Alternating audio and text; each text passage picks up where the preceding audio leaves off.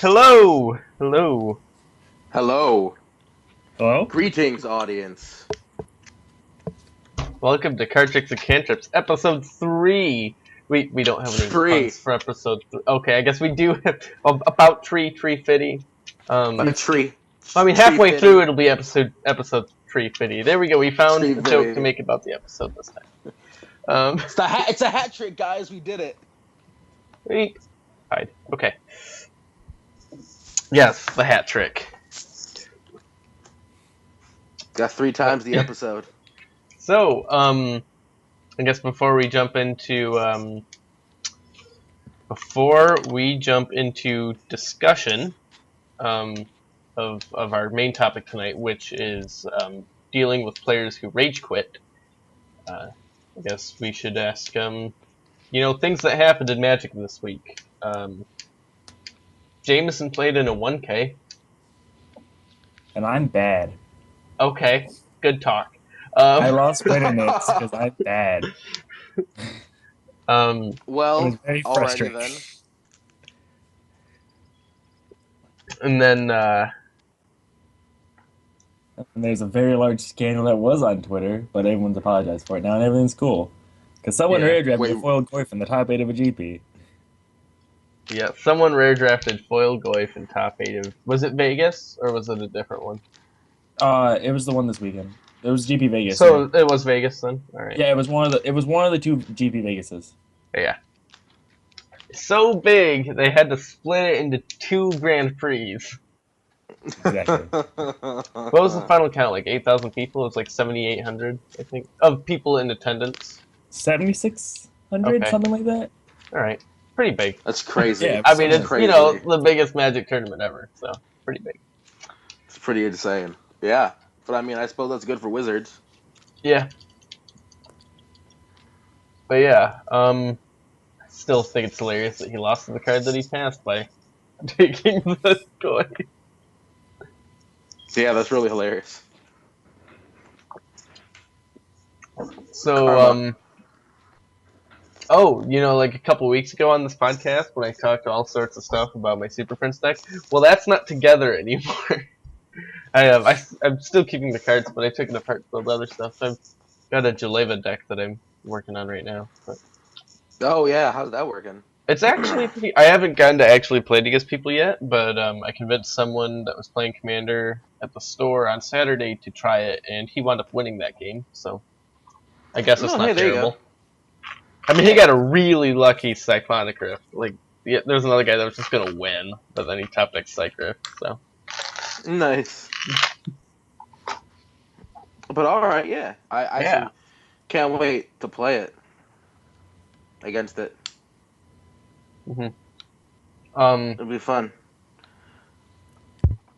I mean, I'm slowly getting a list together for my black-red deck that I'm going to be building. yeah, So- the Wither. Yeah, I found some pretty nifty cards actually that I just want to use because they're random, like False Cure, that make me happy. I like that card. Moment. So, a lot of times, there's nothing else to talk about before we jump into our topic, right? No, not that I can think of. I guess we'll wait for Jameson to get back from whatever he's doing. I use my laptop charger. Plugging in the thing that you're communicating with for this is pretty important. Exactly. Yeah. I mean, like, my dream with False Cure is to just wait for the token dude to, like, try to congregate and just be like, so die? That's my dream. Like, you could do that, or you could just die. For those of you that don't know, False Cure costs 1 and 2 black, I believe. And it says, whenever a player... during this turn, until end of turn, whenever a player would gain life, they lose 2 life for each 1 life they would gain. So, nifty. Yeah. Also, I'm thinking about Jaleva, because this was just, like, randomly sitting at my desk, and now I was looking at it, and I think this might be alright with Jaleva. Death by Dragon, it mirrors it. You can't see that. You can't read that. Death by Dragons? Yeah. Oh, yeah, that's the one that gives everyone a dragon except one 4, person, right? yeah, 4, and then double red. It's the sorcery. Each player, other than target player, puts a 5/5 red dragon creature token with flying into the battlefield.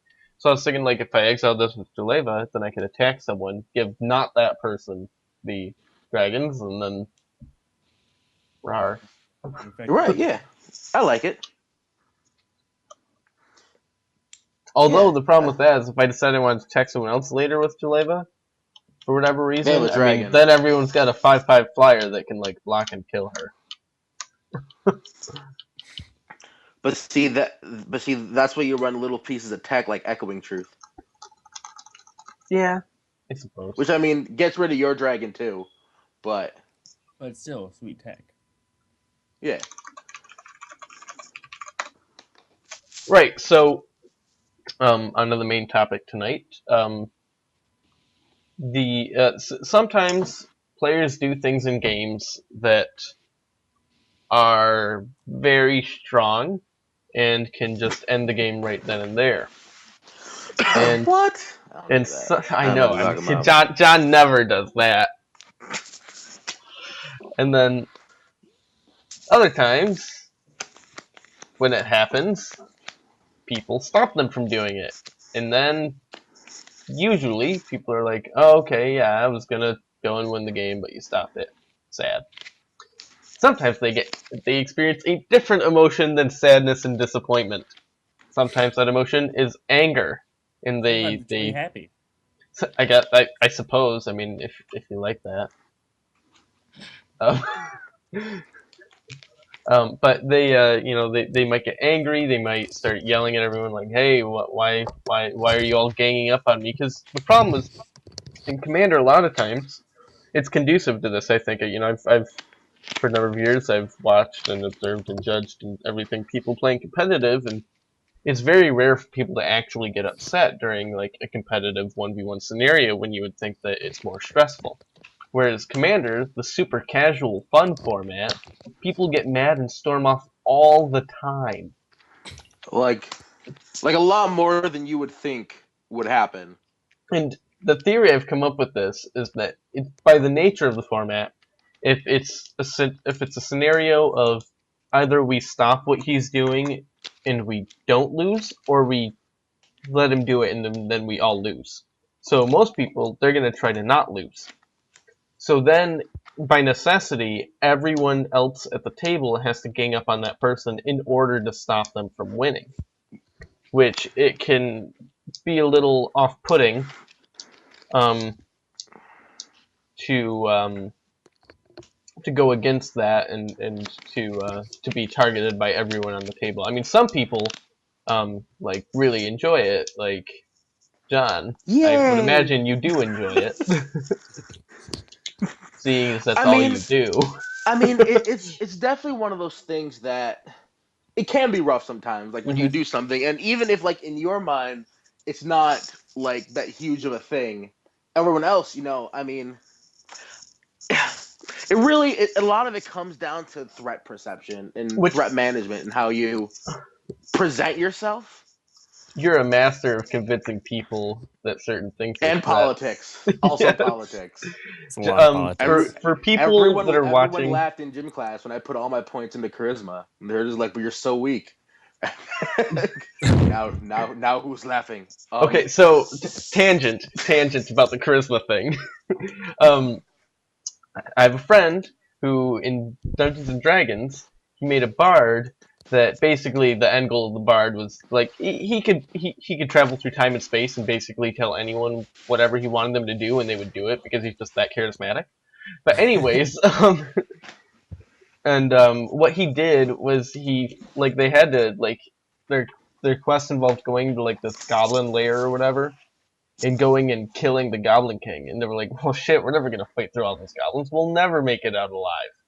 And so what they wound up doing was my friend's Bard befriended the son of the Goblin King and convinced him to assassinate his father.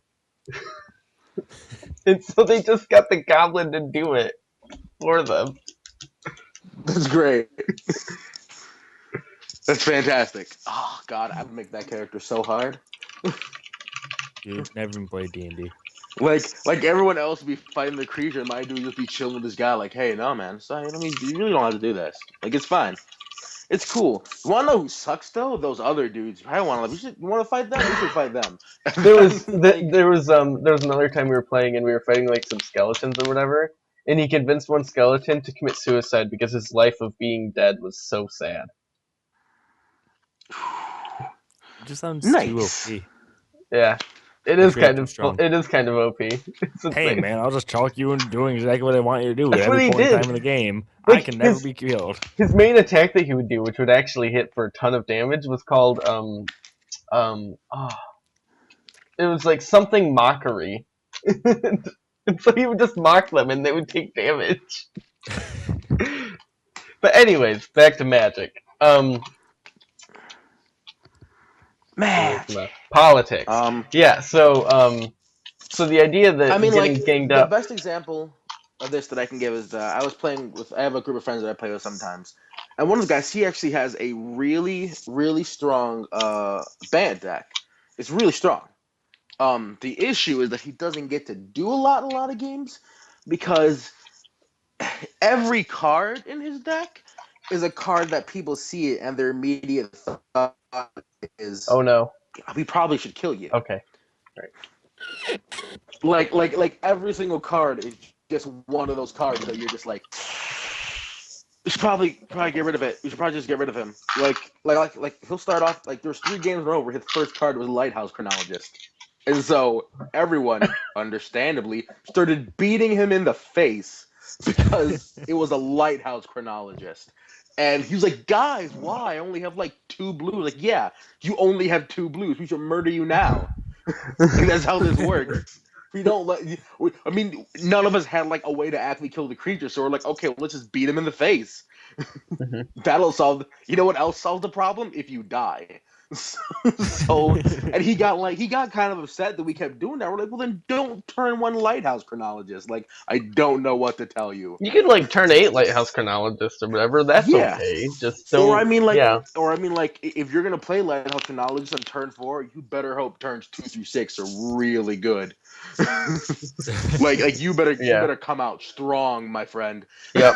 Because no one's just gonna let that sit there. I promise you. Like every once in a while, when I'm playing Super Friends, like I'll have a hand that's like, oh, this is a turn 3 doubling season into something, and I'm just like, can I survive long enough to cast something after resolving the doubling season? That's the math I have to do. And if they kill me, or they basically neuter my deck because of it, then it's like I get it. Like I played a major threat that would enable me to win. Well, like I remember one time I was playing Animar, and it was like turn 4. I turn 5 Possibility Storm. I turn 4 Possibility Storm. Turn 5, I cast Archetype of Aggression and it went from Archetype of Aggression into Lurking Predators. Mhm. And I was like, oh, okay. Well, I mean, that's fine, I guess. And then I cast like Wall of Roots and hit like a Chroma. And then I cast Coiling Oracle and it hit like Archetype of Endurance. And I was like, okay.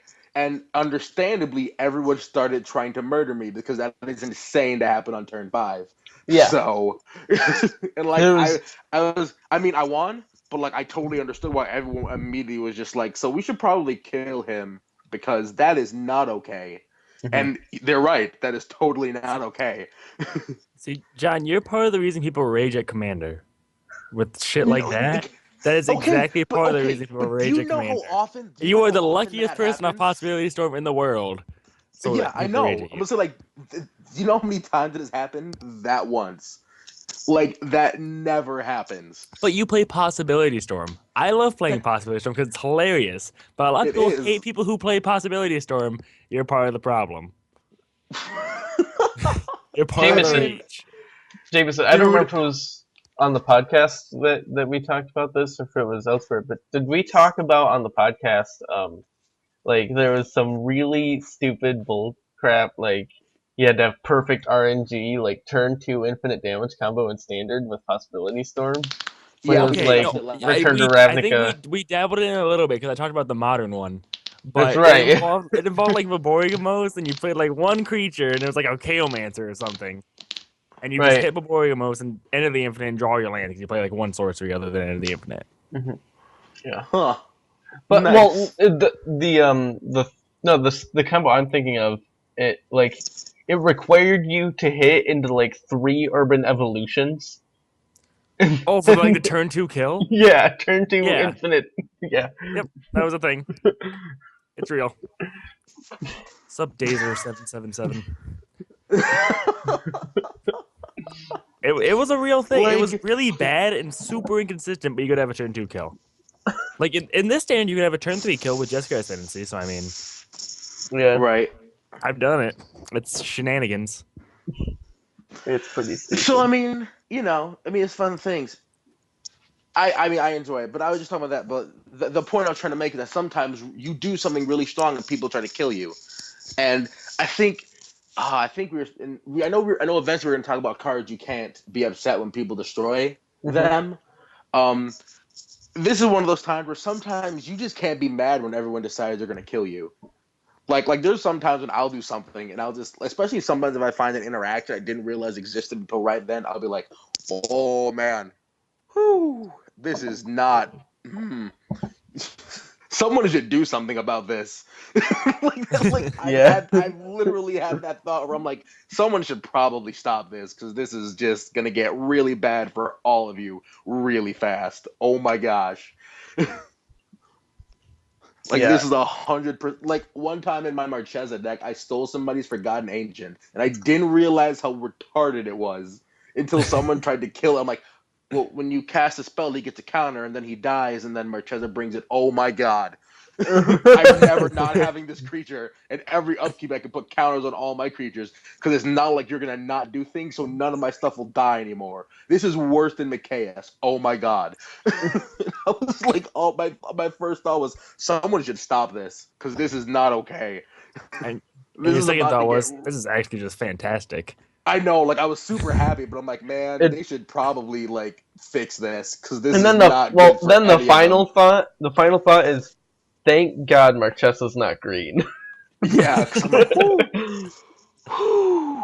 We can fix that.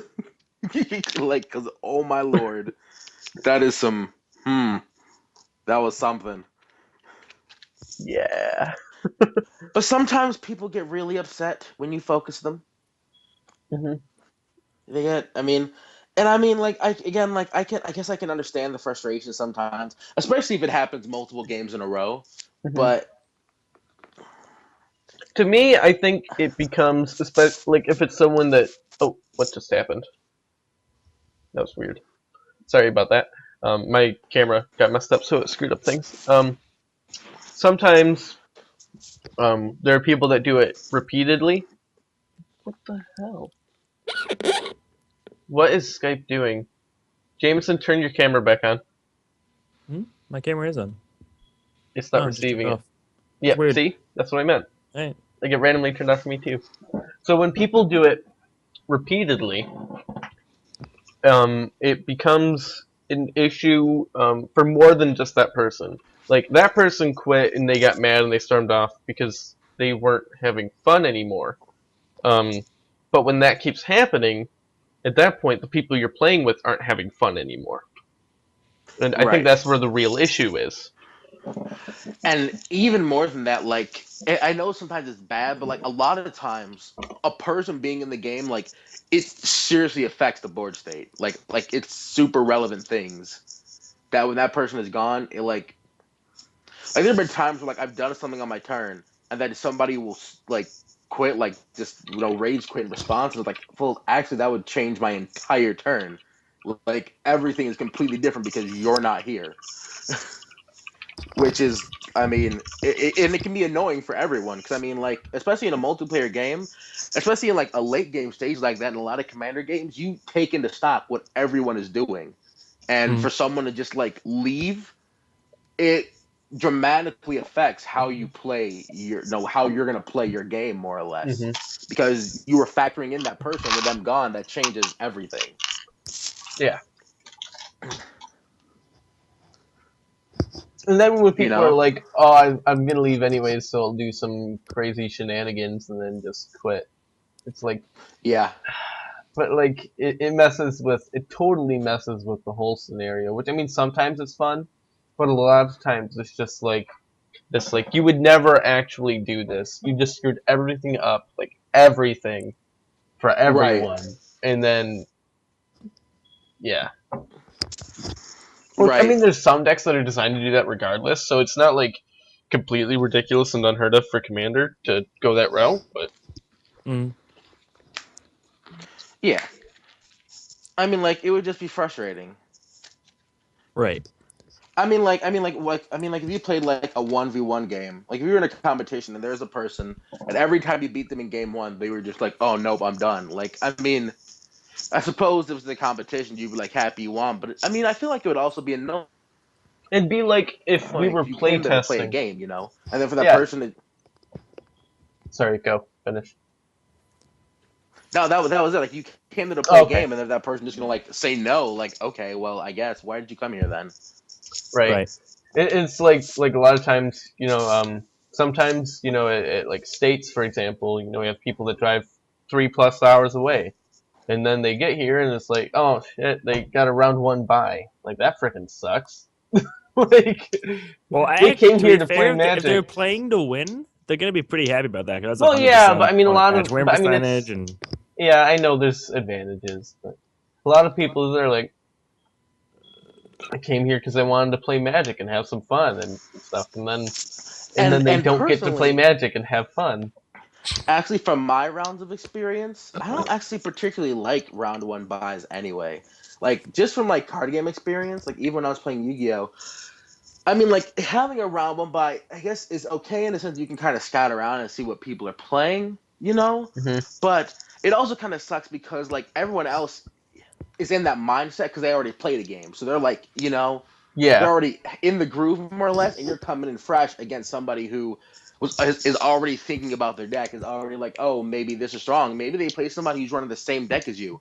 Oh, well, maybe they found something that you hadn't planned on, but because they played against it, they might know a trick that you're gonna have, and they play around it. I mean, like, it's just one of those things that personally I don't like round one buys. The only thing about that is, if you're playing a format like Standard, most of the decks have been posted on, especially Standard. Standard, you pretty much know about every deck. When you see the first land they play basically on, oh, it's mono red. The only exception to that really is like Abzan, because there's like 5 different shades of Abzan with like aggro, megamorph, control, midrange, whatever. So even then, you're gonna know what you're playing against turn 1, irregardless. And in my opinion, if you're competing at a tournament of that high level, you should be in that mind state already to compete and win and be thinking about whatever you have to do. Right. That's just me though. Like I'm whenever I go to a tournament, I expect to always just try to play well, no matter if I get a bye, round 1 bye, whatever the bye may be. And it personally, for me at least, it doesn't affect me that much to have a round 1 bye, and I'm normally pretty happy because it's one less round of Magic that I have to win to try to make day 2 or make top 8 or whatever. I mean, and I understand it from that perspective. Yeah, I mean, like, from that perspective, it's always a good thing. I mean, like, I was definitely happy, especially when you were looking at the prospect of grinding through, Yeah. I mean, like, at GP Vegas, like, that many people, they were looking like, oh, man, I probably don't want to play, I don't know, 18 rounds of Swiss? It's only GPs are always 15 rounds. It's 9 rounds day 1, 6 rounds day 2. Even so, like, 15 rounds, that's a lot of Magic. Like, it doesn't seem like much, but, like, when you're about like 6 hours in, you're like, oh my gosh, can I do something else, please? Yeah. No, I play in about one FNM every rotation, just like the last one before, because I run the midnight pre-releases, so I play in the FNM before, and then I start working. And I usually borrow a deck from someone, usually a control deck, and it's just that one FNM for 4 hours or whatever. I'm just playing control, and I'm like, oh man, I'm tired. Yeah. Yeah. Like when I went to SC and then Columbus. there's me who does that, and then still has to play through the midnight pre-release. So I'm playing like Yeah. playing like 12 hours of Magic. It's like Yeah. like by the time it's like 2, 3 a.m. I'm like, oh my gosh, is it over? This is the last round, right? Like, no, we got Yeah. 2 more. I'm like, no, we don't. Like Don't say that. like before they switched formats for the SCGs, we left at like 2 a.m. to drive down to Columbus, and then that was the 11-round SCGs, and it was awful because I played all 11 rounds. I went like 8-2-1, and it was just like the worst experience of my life because I had to play. I played 11 round states of Magic of like Abzan control mid range, and it was just. Your last round, would you have top eighted if you had won? I did win, so no, because I was you were hoping on tiebreakers. I was 3-1-1 at one point. I won. I was 3-0, 3-0-1, 3-1-1, and then I went to 6-1-1 when I lost. Your first loss was kind of early, so your tiebreakers were bad. My first loss was round 5, and then my second loss was round 9, I think, because it was when I was 6-1-1. Okay. So there wasn't a feasible way for me to make top 8, but I was just happy to top 32. Yeah, that wasn't bad. I like a 900 person event. I'm not upset about that. Well, of course. I mean, how can you be? I mean, there's Right. back to the idea that reasonable things, that at least in our minds, reasonable things. That's like, oh yeah, you can't be mad about that. People get mad at them. Right. And I think that's really what we were talking about, is that like. And I mean, like, sometimes in the moment it can be upset. Because there's sometimes, I mean, you can be upset that something is happening, but you also, at least in some part of your brain, need to be able to objectively look at what you did and see, okay, well, I understand why that's their reaction to it. Mm-hmm. Which, again, is fine. I mean, like, if I turn 4 Lurking Predators, yeah, no, I expect that people are going to start coming at me because that's just what needs to happen. Yeah. Yeah. And then, okay. Yeah. So when obviously, we understand people get mad and stuff, but as like, let's say it's not even someone that you're like really friends with, but someone that you know will be part of your play group again. Like if it's someone that is just like let's say you go to Gen Con or whatever, and you're just playing some commander, and some dude gets mad and leaves. Well, whatever. Screw that guy. You'll never see him again. But if it's someone that you know you'll see again, or maybe regularly even, but you still want, like, even though they got mad and they left, you still want to play Magic with them. You still think they're fun to hang out with or whatever. Right. And so what can you do as a player and as someone else in that play group that what can you say or maybe do around them to salvage the situation in a way? Don't play Infect. Okay. Step 1. Don't play that. No one likes dying at 10 when you're supposed to die at 40 or 21. Okay, Don't here's the do thing. that. All right, so this is step 1 to salvaging the relationship. all right, so Don't do the things they hate. Thing about Infect is, I agree, nobody likes to lose at 10 when you take 40 in Commander. Which is my biggest... Or losing at 10 in a way that is ridiculously easy to make 10. Like, it's not even hard. Skitterix is like... but like a popular revision, although this isn't an official change for rules for Commander, but a popular one is to make Infect losses at 15. That's a little better. Well, the thing about that is it sucks for whoever gets punted first, but then usually by that point the rest of the table can kill the Infect player. Right. That is the one thing about Infect, like, is to do it effectively, it doesn't particularly lend itself to being a multiplayer way to kill people. Unless you can have, like, there are some situations. I mean, like if your draws are right, you can proliferate a shit ton, and then just get like 1 poison counter in each person, then proliferate 14 times. But which I mean, like, is possible, but it's definitely a lot slower than like what most people consider Infect to be. Swing. Mm-hmm. Okay, 20. All right, next person. Like, that doesn't work. And then someone's gonna slam down Malira, and you're gonna be like, "Why the hell are you playing that card?" Because of you. Yeah, like Like everyone will just start running. Like everyone will just start splashing green into their deck just to run Melora and like a wait and like a tutor for it, and they'll just like, okay, well, here you go, jerkface McJerkerson. Could just stop. Could just stop. But yeah, I mean, so I definitely feel like a way to salvage it, though. I guess you can kind of like talk to the person, and like try to explain that it's kind of rough when you do that. It's not particularly fun for which everybody. I think it's Explain to him important. like the 70% rule. Yeah. Also, well, I mean, some people just don't care, but Yeah.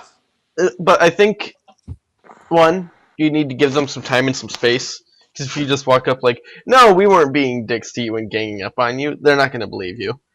Two, Right. you need to understand, or at least try to understand why they would have been upset. Like we know, for example, someone plays something that's going to just win the game. That to us, as their opponents, like it doesn't make sense that they would be upset that we stopped it. Right. But thinking from their perspective, they did get ganged up on, and no one really likes that usually. And Right. so it's important to understand why before talking to them for that specific situation, why they would have been upset about it. Right.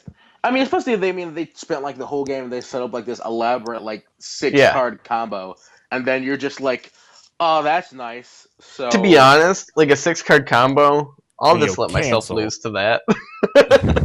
Like a lot of times I'll just be like, we didn't stop you any of the way there. Why should we stop yeah, you I mean, like if someone assembles the Great Machine, I'll probably just let them have it because I mean, like, Right. and they didn't like Arkham Daxon BS it into play. Well, yeah, yeah. Like if they cast like salvaging station, blasting station, and at no point was I like, hey, I'll probably let you have it at that. I'll probably let you have it. I'm like, okay, well, should have seen that coming. Mm-hmm. Like that, I'll let you have. But I mean, sometimes it's just that a person does like a deck just kind of like does things that are just really frustrating, and sometimes it can simply be that a deck is like, if you let it get to its end stage, you really can't beat it. Yep. Like your Animar is basically unbeatable at times, or at least it feels like it. Yeah, like it definitely can reach that point. I mean, it's actually a lot easier to stop, but this is coming from the perspective of someone who plays with it, and so I see all the flaws with it. Yeah. But I mean, like there's a person in our playgroup that has like a really strong pillow fort kind of deck, and if it actually like gets to the end stage, it's really hard to beat. Like, and some types because of you decks can't actually kill them. Like you think, all right, well we can't target them, we can't attack them, we could mill them, but then they slap down Laboratory Maniac, and you're like, well, okay. You can't mill. You can't mill them either. And that's the point where you're like, I kind of wish the Infect player was still in this game. Right, exactly. I mean, like, and it can get really hard. Only And occasion like the Infect player. And like I actually, as a matter of fact, have some decks that just can't beat it if it makes it that far. So like, if I'm playing a certain deck, like I have to go after that person because if it reaches that point, they're going to win. Based on the fact that I can't actually kill them anymore. Like I will just have literally no way to stop them. So I have to kill them before they reach that point. I have to they have to not be there. Which I mean is a drawback for me because then I always have to focus on whittling them down instead of like playing the long game more or less. Which I mean makes it easier for other people. And making the plays that are more effective against all the other players too. Right. Like exactly. you kind of miss opportunities for gains in other areas. Exactly. But I mean, like that's my point, and like, and that's a part. I mean, in a way, you kind of have to understand that. And I mean, like, it can be hard. So I can understand that, like, if you're playing that deck, like to you, you're like, oh, well, I wasn't actually doing anything bad. Well, I know that, but if I let you reach the point where you can do something bad, I can't actually stop you at that point. It's kind of like if anyone ever casts Sanguine Bond or Exquisite Blood. Yeah. You can assume that the other one's in there. And if that resolves... All right, you got me. You were just trying to have a good time with one of them. But we all know you're playing the other one. Yeah, so if it resolves, then like... I mean, I have a rule that if someone plays one, I ask them straight, I'm like, is the other one in there? And if they're like, no, then I'm like, okay. If they're like, well, yes, And then I'm like, I might have to murder you, man. Yeah. It's like, I have to kill you now. And I mean, if they say no and then they cast it later, well, then I know they lie, and I still have to kill them in the next game anyway. So, like, no matter what, they're getting killed. Yeah, in that response, I mean, if they're just like, no, I only have Exquisite Blood, or I only have Sanguine Bond, both of which, by the way, are more than strong enough on their own. I agree. In a multiplayer format. Like, let's just be honest. You can gain retarded amounts of life. Yeah. I mean, like, if you're only running one, I don't care. I mean, like, I may care, I may destroy it later, but it's not gonna immediately put you at number 1 on the hit list. Right.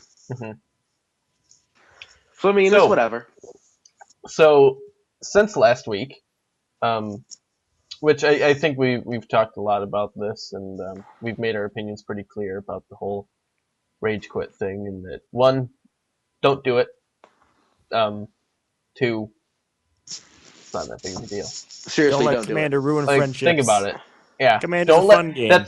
That's the big thing to take away from this. I think is don't let Commander ruin friendships. It's not Mario Party or Monopoly or Mario Kart. That goes for both, or Smash Bros. Even it's but that actually goes for both sides. I think the don't let Commander ruin friendships.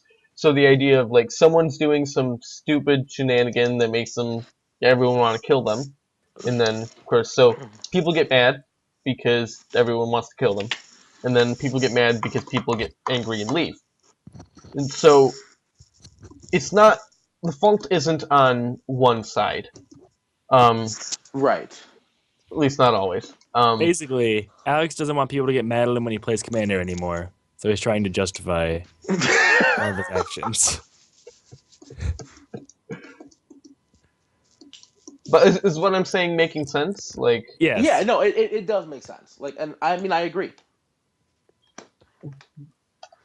You totally can let Mario Party ruin friendships, though, because... Oh my god. And Monopoly, because Monopoly takes too long anyway. No one should ever play Monopoly. If you play like a 7-hour game of Monopoly, it's not a good time.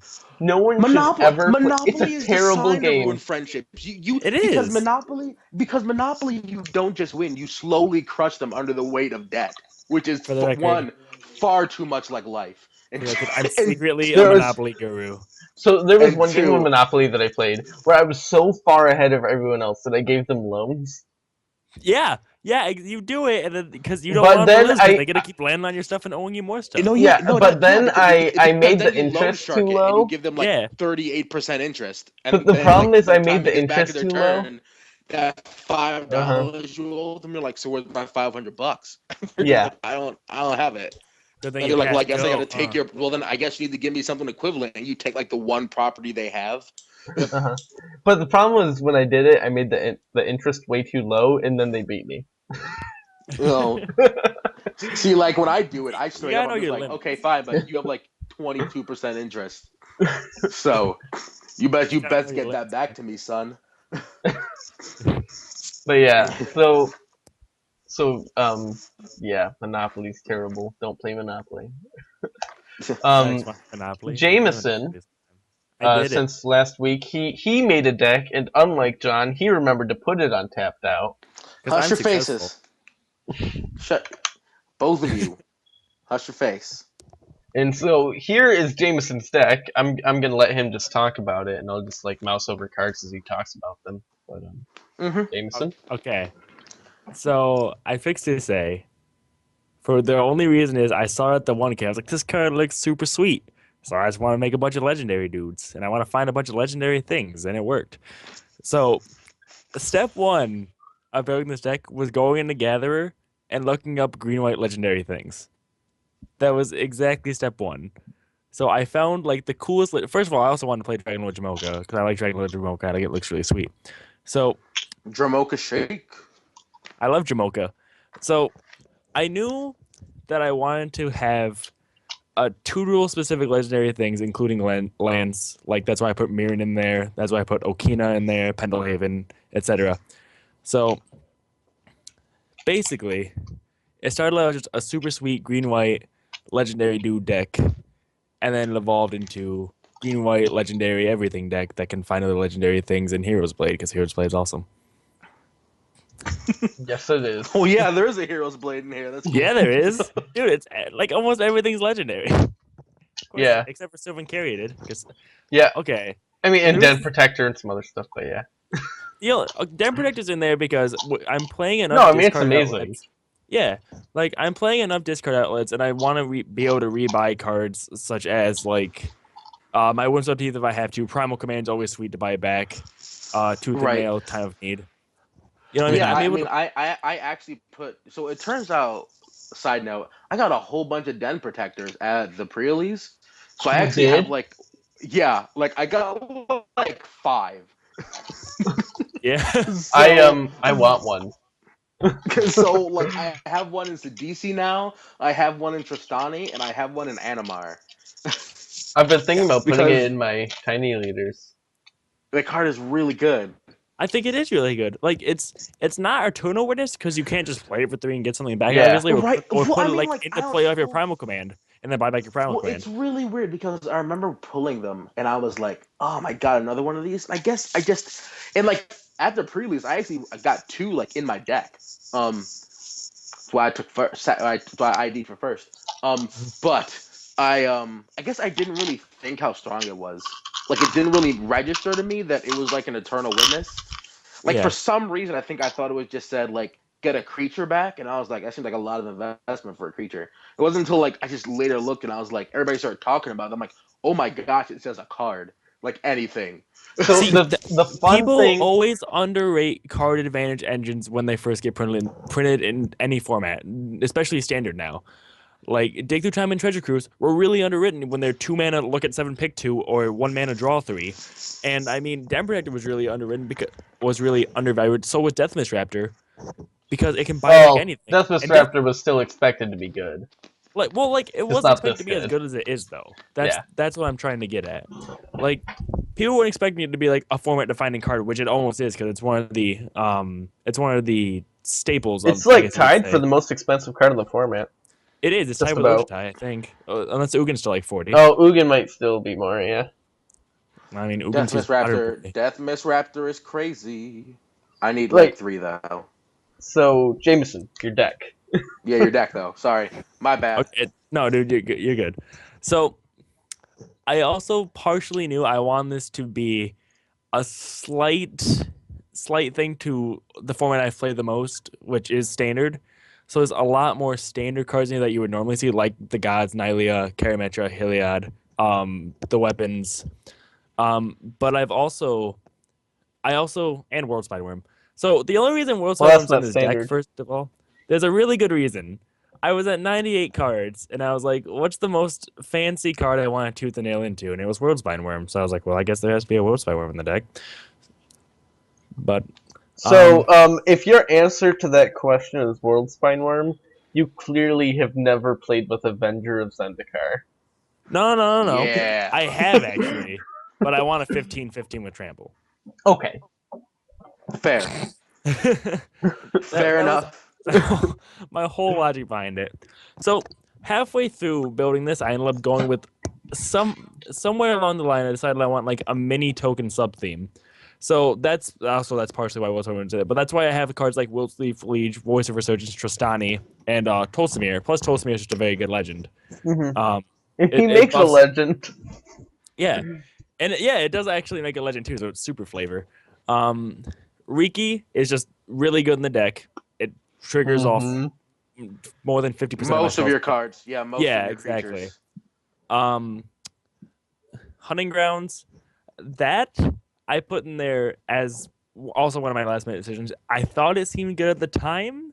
I haven't played Commander with this deck, so I don't know. But I still think it definitely has potential. I mean, because I can tutor cards into play with Sisei or with Heroes Podium or... Yeah, for what people don't know, Hunting Ground, if people don't know this, Hunting Grounds is a green and white enchantment. Has threshold, so if you have 7 or more cards in your graveyard, threshold is active.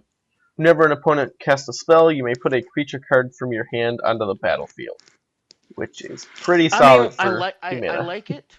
I'm not sure. I mean, from looking at your list, I'm not sure you're putting enough things into your graveyard. I mean, they'll get there eventually, like anyways. regularly to He's got 6 instants, I mean, 5 like eventually it'll sorceries, get there. and dudes. Right, like Yeah. through that, I also have like fetch lands. I have mana ramp. I have survival of fish to help me loot. I have fauna shaman to help me put cards in the graveyard. So I Right. had So enough okay. outlets, in my opinion, that I found it was going to be. I was thinking it was going to be decent up, but And, I mean, it will. And at the very least, it's a really nifty piece of tech in your deck for sure. yeah. Mirari's Wake is in there because it's just really good. Yeah, I mean, Mirari's Wake is always solid. It's just really good. Seven Libraries in there, same reason, just really good. Court of Calling's in there because Court of Calling is one of my favorite cards that I've ever played with in my entire life. I love Cord. It's really good like in the being deck. able to find whatever I need whenever I want to find it. And if I can court for 11, I'm going to be the happiest guy in the world. I want to court my World Spine Worm to play, man. I was like 11. What costs 11? Oh yeah, World Spine Worm. Yeah. Fracturing Gust is in there just because I know there are a decent amount of enchantments in the game that are really annoying. I felt like it was a good card. The Worm of the World Spine.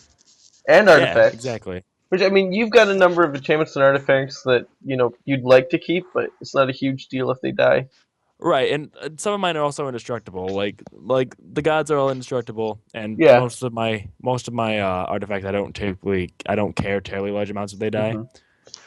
Fracturing Gust is one of those cards that I actually really don't know why it's not used more. Like all the time, and I think Alice can maybe attest to that. I tell people all the time, like, why don't you have Fracturing Gust?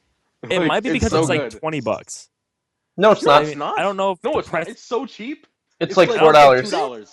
Is it really? Yeah, it's super Mike cheap. lied to me then, because Mike said, "Okay, so I was gonna go buy one," and then Mike was like, "I think it's like money at all." $17, so I didn't bother to look it That up. might have been No, we had a foil one that was like, at the time, like $20. A foil a set foil one that is 15. It's 15. On Star City, and that's after from the vault printing.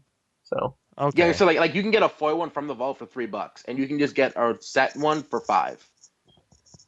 Yeah. So like, it's not as expensive as you think, and it's just the only read is not in my Tristani deck is because I run so many enchantments. Yeah. That's the only read is not in my Tristani deck because like I want to say like 30% of my deck is enchantments. That's the only reason. Right. Like if I ever ditch the enchantment theme and go more tokens, it's gonna be in there, no question.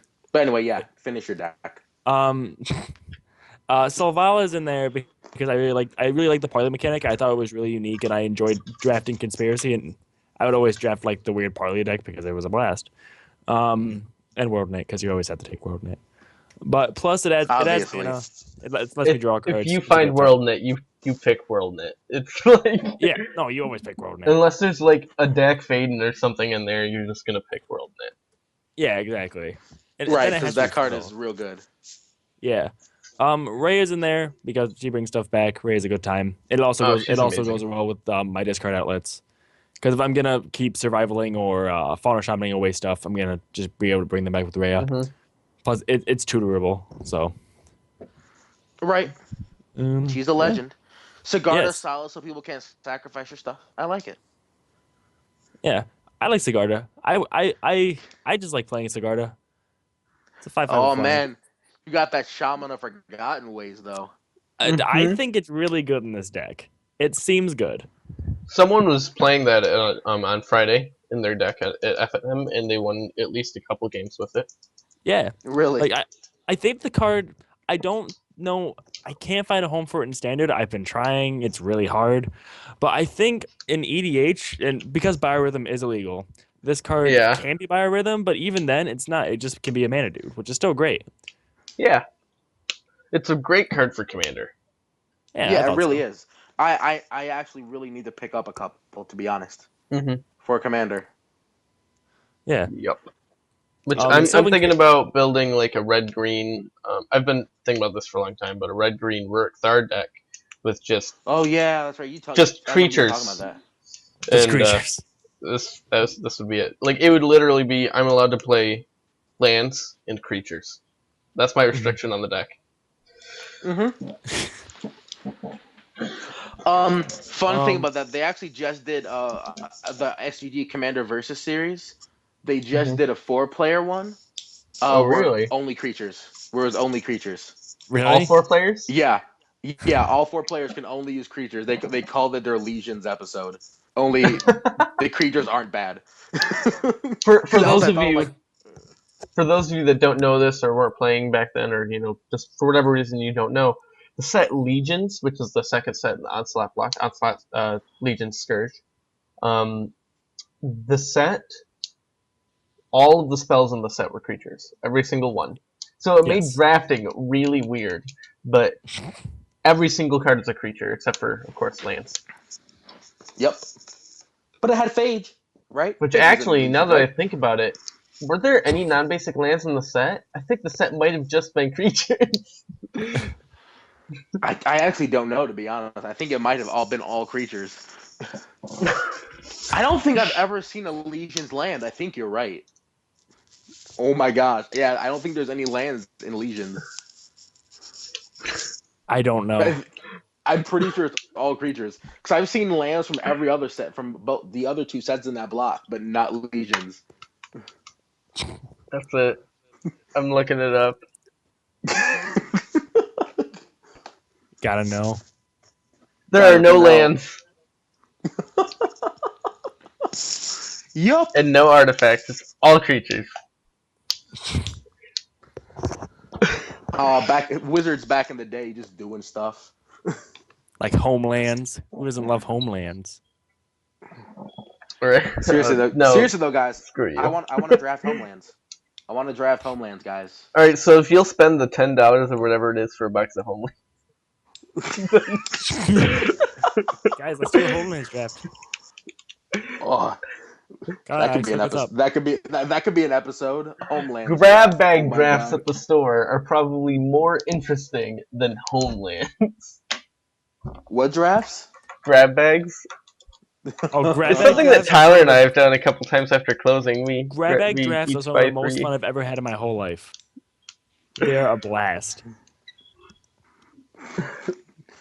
I mean, I know. Honestly, I would draft Dragon's Maze if they weren't so expensive. Right. Which, I mean, conspiracy boxes can a lot of times be gotten for pretty cheap, so that's good. So they're fun to draft. It's really the fetch lands that ruin it for Dragon's Maze. You mean shock lands? The shock lands, yeah. If it wasn't for the shock lands, Dragon Maze would be garbage also. Well, I mean, it's got voice, but yeah. Okay, it has voice and it has 2 shock lanes. Voice is more than $8. Voice is like 18, isn't it? No, it's not. Not anymore. No, I'm pretty sure it's still money. Yeah, it's still like 18. Yeah, because it still sees playing modern. It's $20. How much? $20? $20. Yeah. Yep. Huh. Nailed it. So the only money card that's actually from Dragon's Maze. All right, so now that Jameson's talked about the deck a ton, John, what's wrong with it? I mean, like I talked to him a little bit about like when you were setting everything up. I mean, I definitely think that there might be a little bit more utility that could be in here. Mm-hmm. I mean, like you have Fracturing Tusk, but that's really your only artifact, enchantment, destruction, super. I mean, like you have. It wants Kataki War's Wage. Yeah, I could put Kataki. Plus, Kataki's legendary. Yeah, that's why it wants it, because you can, like, here, I was thinking about saving this for a later episode, but since you already did her now, it'd be really weird. I designed, and like when I say designed, I mean mostly threw together a Sidisi list of my own, which actually, let's see here. So you have 34. I meant Sisei, not Sidisi. Think about that modern deck I've been working on. Spoiler alert. So you've got 34 creatures. I have 39. We have the same amount of lands. You have a couple more instants than me, but I only have 1 sorcery in my deck, and that's Sylvan Tutor. But like, let's see here. I'm gonna take a look. What non-legendary permanents do I have? I don't know. I have Rift Sweeper. Alright, that's the only creature in the deck that's not a legendary creature. I have Rift Sweeper. which actually is something that I think you should consider with this list. Do you know what Rift Sweeper does, Jameson? Actually, what? I'm sorry, you're cutting out a little bit for me. Oh, sorry. Rift Sweeper. It's I one do word, not though. know what Rift Sweeper does. It's a 2/2 for 2. It's an elf shaman. When Rift Sweeper enters the battlefield, choose target face-up exiled card. Its owner shuffles it into his or her library. Okay. And so it's something that in Commander Time Spiral. It was Yeah. fun times during Time Spiral when that person thought they were gonna get off that big suspend spell. They're looking at their Cabal ritual, and you're just like, or curse the Cabal, and you're like, that's a card I need to put into Jalava. Yeah, you're like, or how about no? You're just really sad. But then, yeah. Or they'll cast them like Heroes Remembered, and like it'll be like a control deck, and there'll be like one left, and you're just like Rift Sweeper, and they're just super sad. Another thing that I see with your deck is that like, do you actually have anything apart from I guess Karmic Guide that can deal with? I mean, you've got some angels, I suppose, but you don't have a ton that deals with flying. Mm-hmm. Which there's a card called Arashi, the Sky Asunder. Right. Actually, yeah, he's right. You do It costs X and a green. I'm sorry, it costs 3 and green, but it has an ability that costs X and a green. You can tap it, deal X damage to target creature with flying. But you can channel it, which is you pay a cost and discard it. Its cost is X double green. It deals X damage to each creature with flying. So if there's like a bunch of flyers or whatever out there and I need to deal with them, then I could search for it with Sisei and then channel. And you can do that at instant speed, the whole thing. Yeah, that's the green Kamigawa legend, I think, right? Yeah, it's from Saviors. One of them. It's from Saviors of Kamigawa. There was another green one. It was like Seiki or something. He enters with like A+1/+1 counters. It would appear that he's not in my deck. I kind of wanted to put both of those in there, but I wasn't sure. Right. Yeah, I mean, like the biggest thing in Commander, like when you're building a deck, and this is a solid deck, but you want, I mean, like perhaps more so in Commander than like in one-on-one formats, is you want to be able to account for a lot of different things, which I mean, like, which you want to be able to have coverage for in one-on-one game, but you don't need to be able to cover for all of them at once. Yeah. Because you have like the one game, and then you have your sideboard for second game where you know what you need to cover for. In this game, you have 4 people potentially playing 4 different things, so you kind of need at least a few things to be able to deal with a lot of stuff. But I also like toolboxy decks, so like that's just me. I like to have I like to be able to say. Yeah, like I like to be able to say, oh wait, no, I have something for that. Right. Yeah. Like everyone else is sweating, and I'm just like, no, that's good, guys. I'm okay. That's why you play Rogue, man.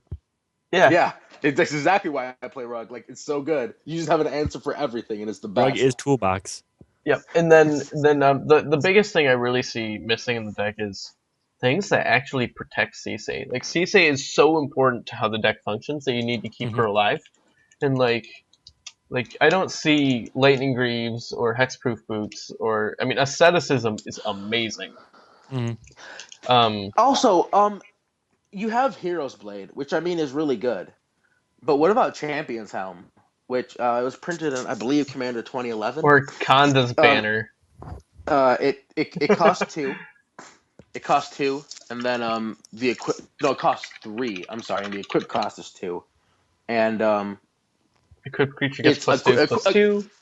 Yeah. As long as equipped creature is legendary, it has hexproof. And its equip cost is 1. Yeah. Right. I didn't even know that card existed. Yeah, it was only printed in Commander 2011. Okay. But I mean, it's super cheap, and I mean, like, it's really good, especially in your deck, because you can basically equip it to anything to give it hexproof. Right. And you know, like, there's all sorts of other the thing that makes Sisei fun, in my opinion, is that there's a ton of legendary stuff that just has like weird, crazy utility. Right. But like you don't care because it's all one-ofs, so you don't really care that it's legendary. It makes it better because you can search for it. So like Ugin's Nexus. Yeah, I didn't even know that was a legendary thing. Yeah, it's a legendary artifact. Akrama's Memorial is also a win con you can search for. But really? Yeah. Yeah, I know. I always forget that Akroma's Memorial is legendary. Mm-hmm. I always forget that. But I mean, like overall, I think this is a really solid deck. Oh yeah, I mean, it's your your first lands are commander solid. deck, right? Yeah, I mean your lands are solid. I mean you got that Gaia's Cradle Nest Savannah in there. So Yeah. And Dude, the Horizon enough. Canopy. I mean, that's a little bit less than Guy's Dude, and Cradle that and Temple of Savannah. Plenty. Don't forget about that Temple Oh of my Plenty. god, the Well, Temple of Plenty in the Celestia Guildgate. Oh man, it's Oh yeah, like dude, Selesnya Sanctuary too. Just okay, rolling. that's actually a good card. Alex, if you'll take a quick note and scroll over my planes and forest, you'll notice that they're Ice Age. Oh my god, you yeah. actually specifically did it. Oh my god. They had to be Ice Age. There's no way they wouldn't be Ice Age. Ice Age lands are the best. You should have made it an invasion because then you can get No, the. they're Ice Hang on, Age. let me finish. Because then you can get the sweet, sweet, sweet invasion John Avon Forest to go with Captain Cisse, who was printed in Invasion. You're not wrong, but Ice Age lands. Dude, They are pretty. I actually have literally been considering buying just like a bunch of like for each color of snow-covered lands and just making a snow. I want to make a deck where snow-covered lands matter for Commander, and I haven't figured out who I'm going to use yet. But I want to build a deck where snow-covered lands matter. Yeah, like I think that would be sweet, dude. And then you could play Boreal Druid. Right, I mean, even just so I can do stuff like Mouth of Ranum and Scrying Sheets. Yeah, Scrying Sheets would be sweet. Scred. You can play Scred. I can play Scred. Keranos, this is happening. And Swans. I'm gonna make it all Ice Age. I'm gonna make Keranos all snow-covered lands so I can run a Scred. You just rip it up, rip it off the top deck with Melik, so I can just like double Scred some. Here's what you do. Okay, you play blue, white, red, so you can play Swans of Bryn Argol too, and then you play Soulfire Grandmaster. You just keep buying back your Screds. Just keep buying them back. Oh my god. And targeting my Swan so I draw all the cards. Yes, it's slowly becoming a modern deck. It's not a great modern deck, but it's hilarious. Are you serious? It's pretty That's decent. awesome. Yeah, no joke. Scred Swans. Really? Yeah. Oh my god. It's called Scred Swans. No joke. Screw this Sidisi dredge list I've been working on for like 2 months. I'm gonna build Scred You can Swans. just troll everyone with that deck. What Scred Swans or Sidisi? Both? Deck is too troll. Scred Swans. That's gonna be the best thing in the world. Oh man. Which deck is too troll? Like I can't tell what you're talking about. Scred Swans or Sidisi or both? All of them. Okay. I actually want to talk to Jameson because I want to build. I actually want to make a modern deck, but I want to use Phyrexian Obliterator. Yeah, no, that deck's not bad. Yeah, we can talk about that after the podcast is over, I think. But anyway, yeah. I mean, I like the deck, Jameson. I think it's good. I mean, like I said, like there's a couple things that I would change, but I mean, like overall, I think that it's very, very solid. Yeah. I don't know. I had never made a commander deck. Especially for a first time out. I mean, obviously, the first thing, and this is just a personal thing, my first thought was there should be a greater good in here. But that's also that might be my favorite card. Yeah, it should be a greater good in here. That'd be sweet. I love that card. But this card is so good. Ugh, I love it. I only have one, and I need more. I need so many more. Yeah, greater for people that don't know. Greater Good is an enchantment that costs 2 and double green. It has the ability sacrifice a creature, draw cards equal to the sacrifice creature's power, then discard 3 cards. So in green, it provides a huge amount of draw power, in the color that basically almost never has any. And plus with Rhea, he can literally just sack. Like he could go and he could sack. Yeah. I don't know. Let's say he could World's Spine Worm. Get 3 tokens, draw 12 cards, discard cards, and then on his upkeep, and he can do this at instant speed, so he can do this the turn before his, and then on his upkeep, get back one of the creatures he discarded with Rhea. And then if he's got Safi Eric's daughter, he could sacrifice it before sacrificing the World Spine Worm. So sacrifice Safi to make it so that when the World Spine Worm was put into his graveyard to play this turn, return that card to play. So he can sacrifice the World Spine Worm, get the tokens, draw the cards, and then put the World Spine Worm into play. I will preach this to the day I die. Free sacrifice outlets are the greatest thing in Magic. They are my favorite thing. Like I will consider any card if it's just sacrifice a creature. Like I'll look at it real hard. I'm like, I want to play this because it's a free sack outlet. Kid, it's the best Sacrifice thing. a creature. Pat yourself on the back. Yeah, I'm like, I'm gonna run it. I'm gonna run it, guys. like you're Seems not good. gonna play just Ashnod's Altar? Nah, who needs mana? Who knows? Maybe they'll reinstate Mana Burn. Right. You know, I don't actually own an Ashnod's Altar. You don't? Nope. Super weird. Every time I think I'm gonna get one, I end up getting something else. Okay. But yeah, I mean, I actually really do need like one or two. But Right. anyway. So, we've been going for a while now. I think it's about time to wrap up. Yeah. Yeah. Yeah. So next week. Next week we are talking about. I remember now. I do remember this time. Next week, the discussion topic is going to be utility cards that just about every deck should have, and that could be like, I'm not going to name cards because that's the discussion, but stuff that's like colorless or whatever, so that every deck can play them. Also, like for example, 90% of white decks should play whatever, 90% of green decks should play whatever, stuff like that. I mean, yeah, like the cards that are considered quote unquote commander staples, I guess. Reliquary I'll be Tower. Virginia. I won't even be here. And Jameson won't be here because he will be in Virginia. In I'm his gonna be in place, Virginia for like we a month will and have. a half. But we will. You know have what? a I don't guest actually speaker. know Nick's last name because it's not his thing on Facebook. So you introduce him. Yes, it is. Is it? Yeah. Just minus the Norse. Oh yeah, not minus the Odin. Okay, yeah. Nick Van Norman, that's his name, right? Yes. Okay. Will be our guest speaker. And he will be temporarily taking Jameson's spot for at least a little while. Yeah, until I see how my schedule is going to be for Mondays, and if my internet at Virginia is even good, because I'm staying at the college, so we'll see. Yeah. Right. And so we'll be talking about the utility thing, and then I actually I forgot to tell John this, but the decks that we will be talking about next week is John's Marchesa, and so you better put that on tapped all out. about the interactions of that deck. And yes, put it on tapped out, John. Oh man, okay. I was literally just thinking this week. I'm like, I need to change some. I actually want to change some cards in here because individually, a lot of these cards are actually not very good. Well, but yeah. But yeah, I mean, like, yeah, for sure. All right. Yeah. So yeah, good. So that is us for the week. Hope you guys had fun listening, watching, whatever. Bye bye. Yeah. Bye bye. See you in another 24 times 7 hours. Oh god, I opened the right thing. There we go. That one.